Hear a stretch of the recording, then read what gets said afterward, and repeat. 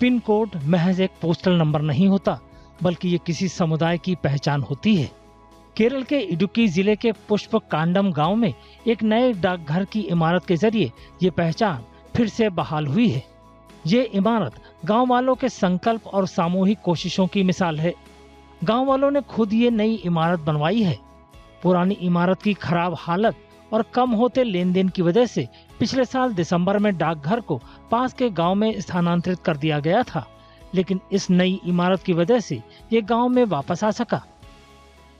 ഇവിടെ ഒരു ഓഫീസുള്ള ഇത് വർഷങ്ങളായിട്ട് ഇവിടെ പ്രവർത്തിക്കുന്നതായിരുന്നു. ഇത് ഓഫീസ് ഭയങ്കരമായിട്ട് പോയ ഒരു അവസ്ഥയിൽ കിടക്കുകയായിരുന്നു. നാട്ടുകാരെല്ലാവരും പിരിവിട്ട് നല്ല രീതിയിൽ ഇതിപ്പോൾ പണി എല്ലാവരും കൂടെ സഹകരിച്ച് നാട്ടുകാരെല്ലാവരും കൂടെ ഒത്തൊരുമിച്ചാണ് ഈ ഓഫീസ് തിരിച്ചിങ്ങോട്ട് കൊണ്ടുവന്നത്. ഈ പ്രദേശത്തുള്ള എല്ലാ ആൾക്കാർക്കും നല്ല പ്രയോജനകരമായിട്ടുള്ളൊരു പോസ്റ്റ് ഓഫീസാണ്.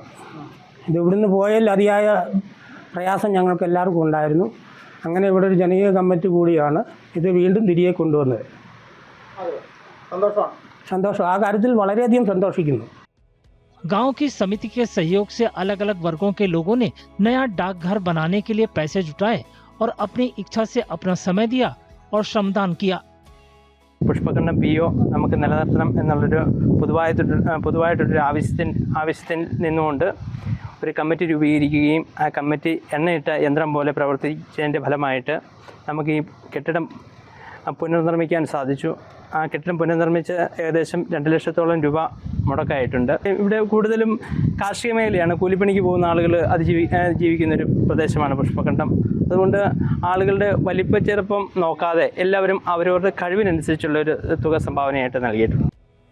सभी औपचारिकताओं के पूरे होने के बाद पुष्पकांडम को अपना डाकघर वापस मिल गया है।